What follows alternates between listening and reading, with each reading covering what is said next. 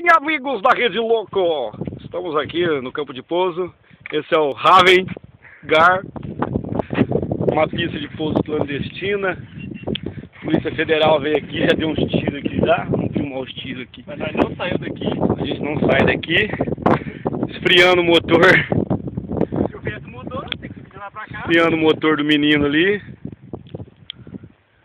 Esquentou. O vento mudou? O vento tá com a pista aqui, ó. Paralela à pista quase. Aí. Deixa eu ver.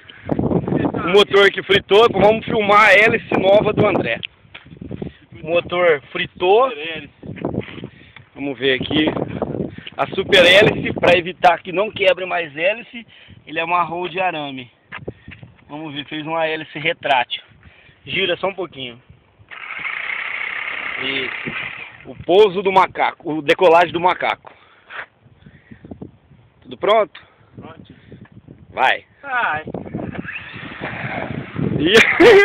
Inacreditável. Que isso? Que barulho, velho. Um vento jogando ele. Ah, mas não tá ventando tanto. O meu tá. Acelera tudo. Pera aí. Não parou no ar?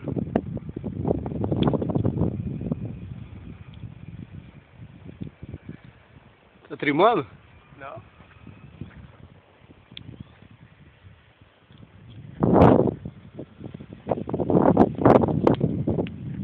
O vento, rapaz.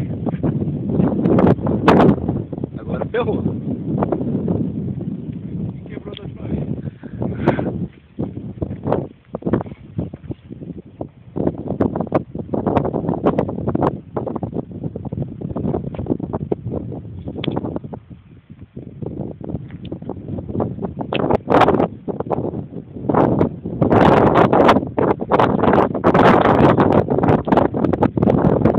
Carro, viu? Deixa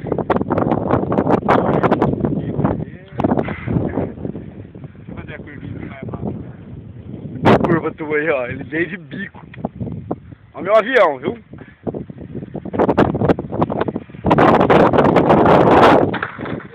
Não quebra mais a hélice. Piloto André.